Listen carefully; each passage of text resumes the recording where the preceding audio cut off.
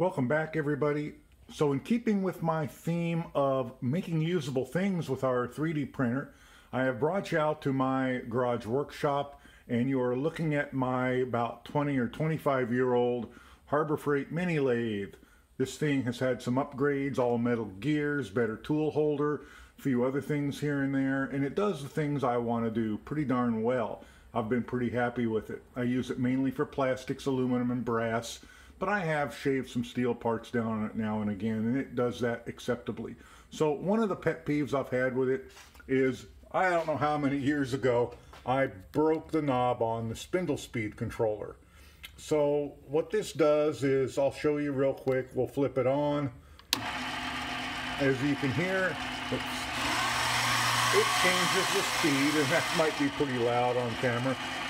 It changes the speed of our spindle, how fast it spins. I had originally glued the original broken plastic knob back on, and I've taped it and done a number of things. But a year or so ago, it finally gave up the ghost for good, and it went walkabout, and I have no clue out here where it is, nor do I have any intention of hunting for it. Now, I could go down to the local hardware store, and I could probably find some kind of suitable knob I could cobble on there in some way or another. But hey, you know what? We've got a 3D printer. We don't have to do that anymore. So let's design and make one. First, let's take a look at the one we're dealing with. And the light out here isn't the best right now. The door is shut, my overhead lights are on.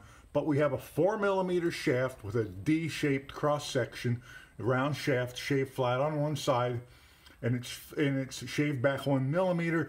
And if I remember right, it stands up about 1mm, about 4mm high, and there is a nut holding the switch on.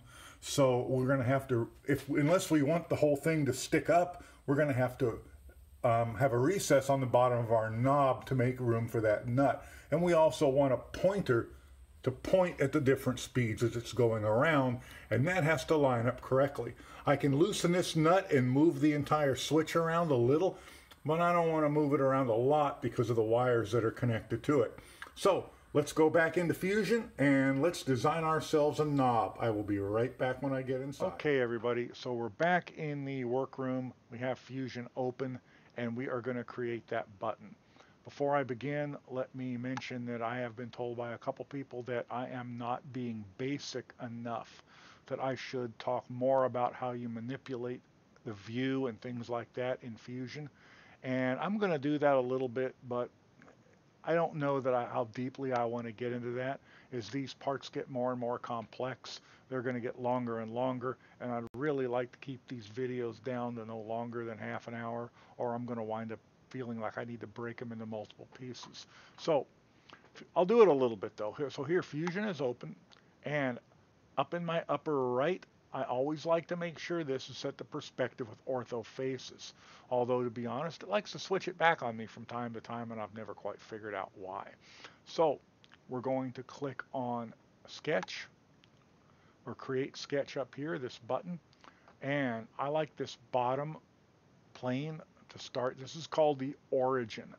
And I like this bottom plane because I like to design things the way they get printed, from the print plate upwards. Just helps me conceptualize it and makes more sense to me in my brain. So because this button has a recess on the bottom, I'm going to print it upside down. So I'm going to design it upside down. So let's start with a circle, because this is mainly circles. So we started our sketch, so let's sketch a circle and a center diameter circle. And you'll notice this C here, it tells us that the shortcut command C on the keyboard would give this to us. So we're going to go down to the center till it locks in. We're going to click with the left mouse button, then we're going to drag out, and I'm going to make this starting part, the part you roll with your fingers, to be 15mm. And we're going to hit enter twice to lock it in. Notice that when I press the right mouse button, it changes the pointer to this little double orbit. That lets us roll this thing around. So what's the next thing I want to do? A 2D sketch of a circle isn't doing me any good. I need a solid object. So I'm going to come to create and extrude. I could also hit E or Q on the keyboard. I don't know why Q seems to be the one I do the most. Extrude, we're going to click on our circle and we're going to drag this up and let's come up 15 millimeters. Click OK. And now, whoops, zoom in and out is, of course, the mouse wheel rolling in and out. And if you zoom in and out off to one side, it zooms in to the point that your mouse pointer is. So, and you also notice that little gray dot in the center when I rotate. That tells me where my orbit center is. If your orbit center gets all whacked out of shape, like over here, when you go to rotate things, it'll be all kinds of screwy. So if that happens, right click and click Reset Orbit Center, and it should move it back in the center of your object for you. So what's the next thing we could do? We could make our D-shaped hole in this and call it good and walk away and shove it on that little shaft, and it would look ridiculous, but it would be a button that we could use, but we're not going to do that. So building up from the bottom, and this is the top. We're building this upside down, so this is the top. So we're actually building down. So, but our printer prints this way, so that's we're building up. So we want to build up, and we are going to do another sketch. And now that I have a surface to sketch on, I don't need these planes anymore, at least not for this part. So I'm going to click on this upper face. I'm going to come back to sketch and circle and another center circle. And this might not make sense at first, but I'm going to make this circle the same size as my other one, 15 millimeters. So now I have oh, and look, it changed my view on me again. So right click up there, click perspective with ortho faces, and it just, to me, just makes more sense. Anyway, we now have a 15 millimeter circle on top of our 15 millimeter cylinder. What are we going to do with that? Well, we're going to hit create and extrude. We're going to click on that new circle, and we're going to come up 5 millimeters. Now you're asking yourself, Chuck, why did you do that? It doesn't make any sense, but I'm going to come over here to our taper angle, and I'm going to switch this 0 degree to the maximum I'm comfortable with my printer printing, which is 60. And we're going to say 60 degrees. We're going to click OK. And now we have what's going to be the base of the button.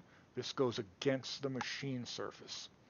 But what's the next thing I need? Let's keep going. What's the next thing I need? I need a recess because I want this to sit down close to flush against the surface of the machine. I don't want it standing up on top of that nut that holds that little resistor pot.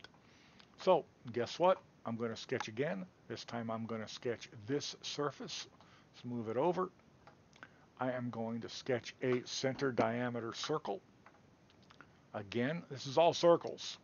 Later on we'll do something that's rectangles and things, but right now we're all circles. Circle, center diameter circle, lock into the center. I measured this and said my offset, inset, excuse me, needs to be 12 millimeters across. Enter and enter. I am going to create and extrude. I'm going to click on that, and I said this needed to be 2.5 millimeters deep. So I'm just going to come in here and say negative 2.5 and hit enter. And now there's my inset. Now I need that D-shaped hole, don't I? And that's where this gets a little tricky. Not too much though. There is no shortcut up in here under sketch that says make a D-shaped hole, but there's a number of ways to do it. I'm going to kind of show you the old school way that I like. I think it's quick and easy. There may be others, I don't care. So we're going to sketch again. This time we're going to sketch on the face of this inset. And because there's no writing or anything yet on this button, it doesn't really have an up or a down or a left or a right, so it doesn't matter how I orient it. I'm going to sketch another center diameter circle, come to the middle, lock it in, click and drag it out. I'm going to type in 4 because I know it's 4 millimeters and enter twice. And now I have this nice circle. Now I'm not going to extrude this because I need the D shape first. And let's zoom in a bit. I don't know if you can see it, but Fusion has grid lines you can display, and they're kind of a light gray color. You can change the color of them. I've always been happy with the light gray. So I am going to draw a couple of lines. And the first thing I'm going to do is come up to, I'm already in a sketch, so all I need to do is sketch a line. And I want a line right up and down this center marker. So I'm going to put my pointer in the center to lock it in, and then I'm going to move up. I'm going to click. I'm going to come straight down. I'm going to click again. And I'm going to hit escape to get rid of my line tool. A couple things about this line I just drew. First thing you'll notice is it's bisected my circle. I don't want that to happen. So to get rid of that, I have to click on it to highlight it. Then over here in our sketch palette, there's something that says construction. I'm going to click on that. That changes our line from a solid line to a dotted line, and you'll notice it no longer bisects our circle. That's telling Fusion that this line is just there as a drawing aid. It's not part of our geometry. But you'll also notice that I can move it around. And I want it locked into that circle, and I didn't to that center point, and that didn't happen. So I'm going to teach you one of the things, one small part of what was one of the most confusing parts of Fusion to me, and still don't think I have them all figured out, and that is called constraints. And here's the constraints menu over here. And we're going to use the first and the simplest one, the one called coincident. So we're going to click on this dotted line. Did it click for me? And we're going to click, oh, let's get off of there. There we go. Click on this dotted line. There we go. Now it highlighted. And then on coincident. And now we have to click on what we want that thing. Notice our little pointer now has the coincident icon on it. Now we want, and it says select other geometry. I have to click on a geometry to make that line coincident with. And I'm going to click my center point. And bang, it now locks that construction line into my center point. I didn't have to do that here, but it's worthwhile to learn that, or at least the beginning of it. I could have just, this grid line, these grid lines, I have them set as 2mm by 2mm. I could have just drawn a line down that and guessed at it, but why? Or I could have used my center point. But let's do it this way because it's worthwhile learning that. Now I need another line. I'm going to hit L on the keyboard. I'm just going to draw it out here somewhere. Doesn't matter where. Doesn't matter how long. I'm going to make sure it's at a 90, and I'm going to click on it. Now I need to hit escape to get rid of my line tool. Now I'm going to hit D. I want to make a dimension. I want to go 1mm between this line and this line. And since this line in the center is now locked in, when I say I need a millimeter between them, it's going to move this one. So let's hit D for dimension. Now you see my pointer has turned into the dimension tool. I'm going to click my first line. I'm going to click my second line. I'm going to click up here somewhere, and I'm going to type in 1 and hit enter. Now it moved that line 1mm from the center point.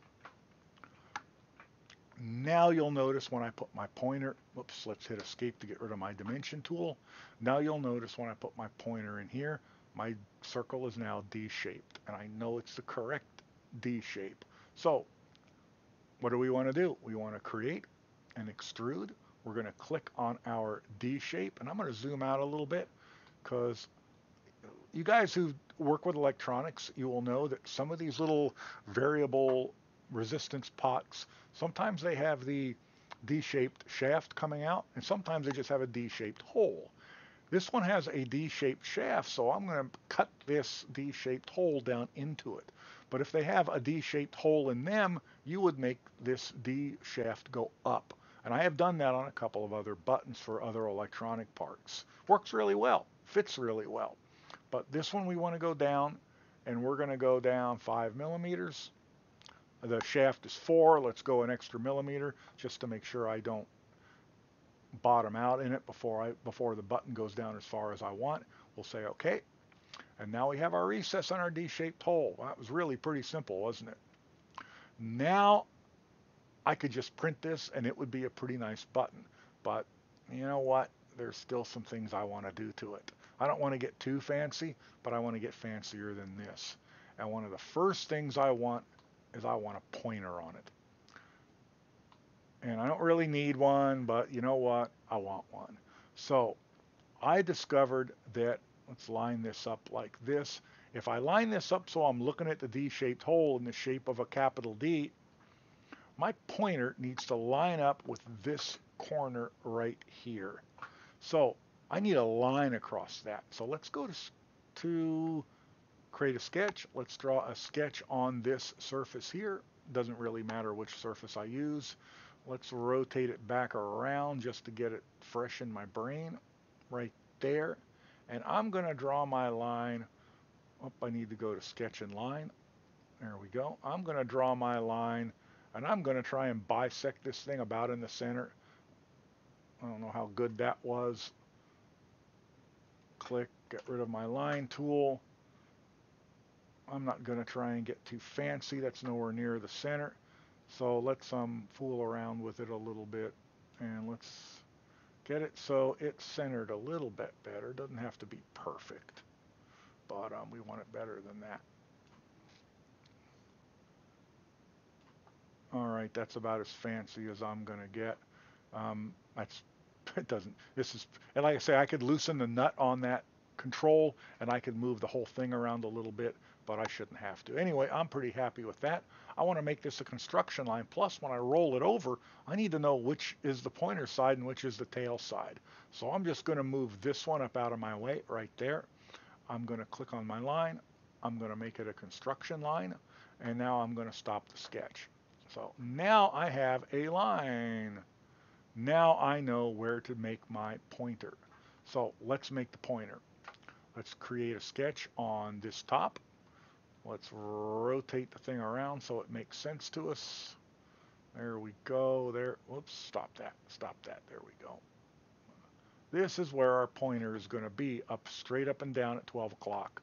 So to make this pointer, let's try something different.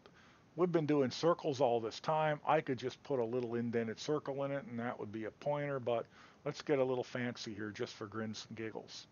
Let's go to polygon and a circumscribed polygon. Click on that. Click in here someplace. Drag it out. I think I'll go 2 millimeters. And we'll go, let's zoom in a little bit. We'll go tab. And, oops, my 2 millimeter change didn't it? Let's go 2 again. And tab. And 6 sides.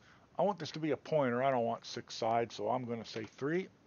That turns it into a triangle. I'm going to say enter. And now I want to, oops, I'm drawing on the bottom plane, aren't I?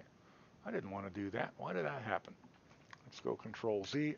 Let's get rid of that. Let's stop this sketch. Okay, let's do it right this time. How about that? Okay, we want to sketch on the top plane. I must have worked on that bottom plane by accident.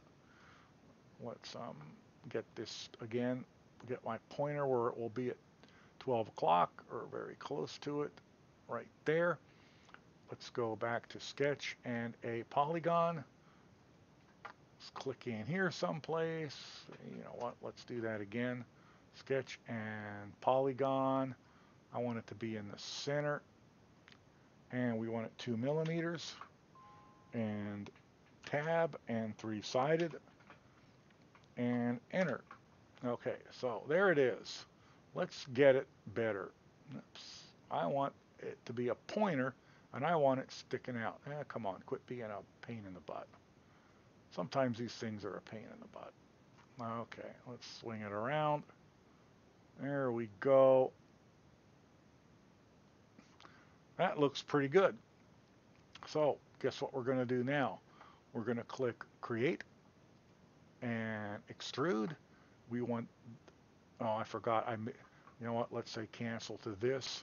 This line needs to be a construction, a line, not a regular line. So I'm going to click on it and click Construction. And now I'm going to click Create and Extrude. I want to extrude this part, and I'm going to pull it straight down until it, that's a little too far. I just want to be through all the surfaces. I don't want it to be a cut. It says cut over here. I want it to be a join, and I'm going to say OK. And there's my pointer. Pretty cool. So something else I want, and I am going to say create a sketch. I'm going to create it once again on the top. Let's rotate it again so it's about 12 noon, the pointer, and I'm going to say sketch and text. I don't want my text to be locked in. I want to be able to move it freely. So I'm just going to click out here somewhere where it's not locked. I could actually put it completely off the part. And I'm going to put RPM. And 10 millimeters is twice as big as it should be. So let's change the 10 to 5. And let's put it about where we want it.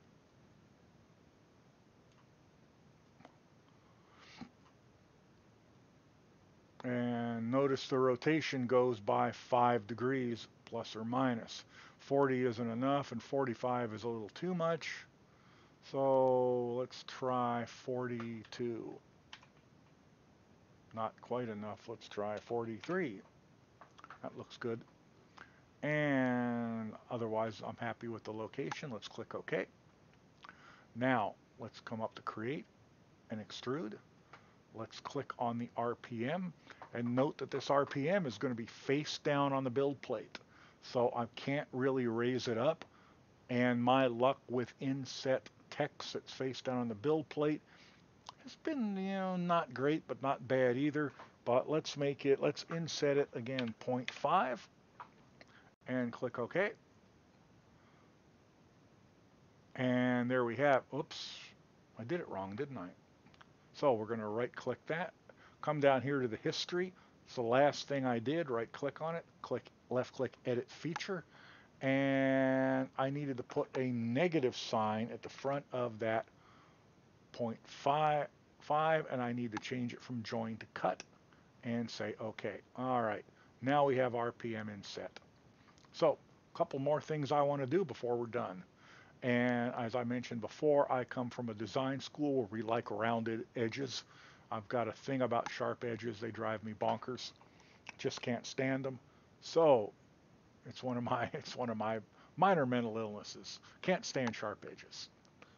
So we're going to say modify and fillet. I really like the way Fusion does fillets. So we're going to click fillet, and let's start with this top.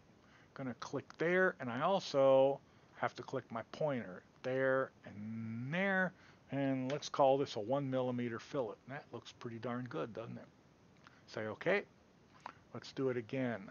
I want this top, I want it to flow into my bottom a little better. So modify and fillet and click that line, and let's make it flow. Shall I do the pointer too? Let's see what happens when I do.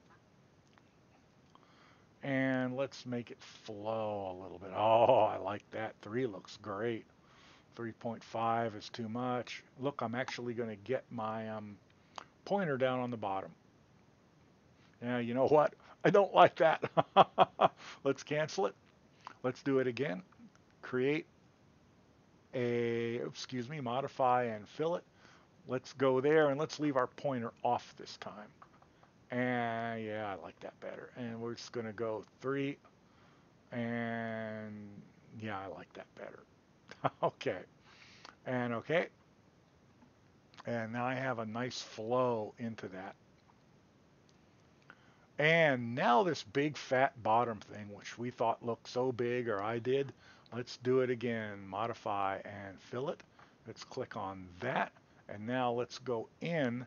And going in is going to make it smaller, and it's going to round it. And 1 millimeters, 1.5. Yeah, I like that. That looks pretty good to me. Let's say OK. And we could do a little bit on the bottom. Let's do a little bit on the bottom just for the heck of it. Modify and fillet. And there. And I think probably 0.5 is going to be good there. OK. And modify and fillet just to make this go in a little easier. And 0.5 may be too big for that. Let's see, 0.5. Yeah, that's too big. Let's go back and say 0.3. That's better. And okay, there we have it. Our button is now finished, except for one thing. I think it's too tall now. I got big fingers, but they're not that big. So here's another little bit of knowledge about Fusion. Let's turn sketches off so that we don't have to look. Oh, the light bulbs over here in this row up and down, they turn things on and off. I can turn the origin on and off, and I can turn sketches on and off. If I turn bodies on and off, the thing will disappear. So down here at the very bottom is our history. Every step we did in Fusion is in here. And notice as I hover my pointer over them, it shows me what those steps were. So I want to go back to this first extrusion that I made 15 millimeters, and I want to make it smaller. So I'm going to go here. You can see I'm going to right click. I'm going to left click edit feature, and I'm going to change my 15 to 12. Click OK. And now my button is a height that I like better. Oh, look what I did. I extruded that all the way through the bottom. That's no good. Let's find that. That would be this one. Let's right click it. Let's edit feature. And let's get it up out of the bottom and say OK. And now it's up. So there we go. There is our finished button. Let's name it. Click the little icon up here that's supposed to look like a floppy disk, as if anybody under the age of 40 even knows what they are anymore. And let's give it a name. How about lathe button? And I made several other ones who I didn't like the design of. So let's call this lathe button 3 and click save. And when the name changes over here, we want to right click it. We want to left click save as STL. And I just accept all these parameters unless you're having Fusion send this directly to a 3D printer. Make sure send to 3D print utility is unchecked. Or if you want it to send it directly to Cura, you can do that. I'm not big on that, but say OK. It's going to ask to, and it will work. I've done that. I've had it go directly to Cura before. Lathe button 3 version 1 is fine for a name. Click save. Let's minimize Fusion. Let's find it. Here it is down here. Let's double click it. Let's see what it looks like in Cura.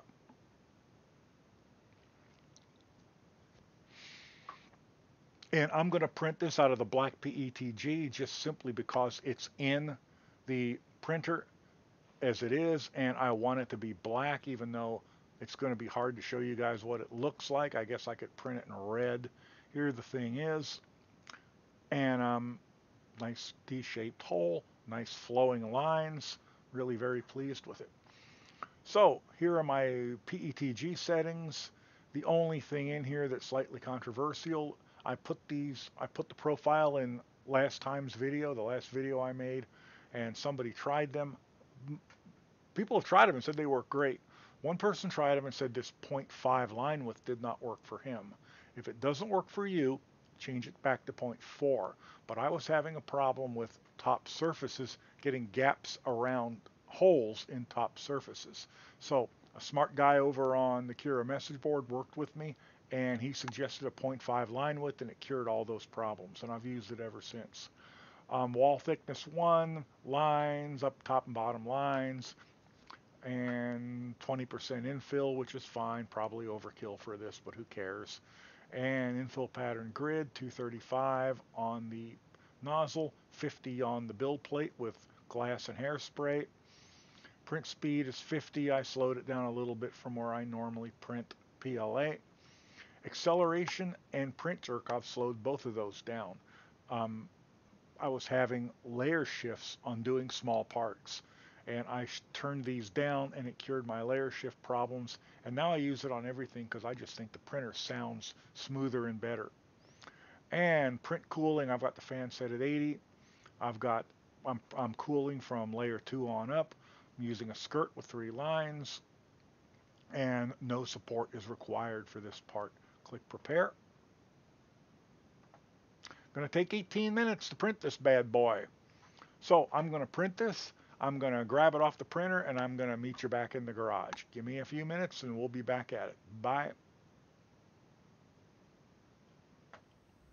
Hey everybody, welcome back to the garage. So we're back out here. We have our new little knob, and let's see how well we can see it. Let me turn it. So it is right side up. And again, it looks better in real life than it does under the bright lights. There is our arrow, our pointer. See if I can get a better view of it. Not too bad of a view right there. There's our pointer. There's where it says RPM. And again, text printed face down on the printer doesn't always turn out too good. That's actually not too bad. I had some little goofball X shifts up. The X seam left me some funky little spots. I could sand that down if I cared. But here's underneath. There is our D hole, D-shaped hole in the bottom.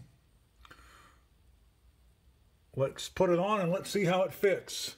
I'm going to turn that all the way down. The pointer should line up with the bottom down here. Oop, I feel it.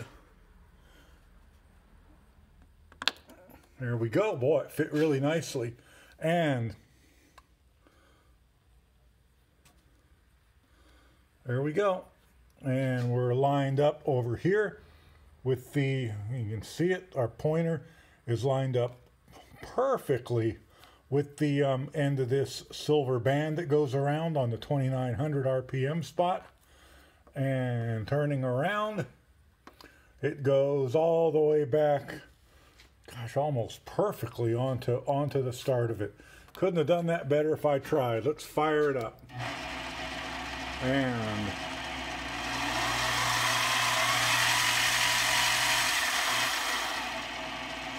beautiful. Doesn't get any better than that, does it? Using our skill and our computer and our 3D printer to make nice replacement parts. And again, I could finish that a little bit nicer, and I could sand it down and do other things to it, maybe paint in there, but you know what? It's just nice to have a button on the thing again, you know, excuse me, a knob to turn that up and down rather than just grabbing the little shaft. So that's it for this time. If you enjoyed my videos, if I've helped you out any, please like and subscribe. If you need something from GearBest, a printer related part, or anything else, please consider using my affiliate links. And if you have any ideas for things I should make and can send me a broken part or measure something and make me a drawing, I would be happy to give that a shot for you. Have a great day, and I'll see you next time. Bye for now.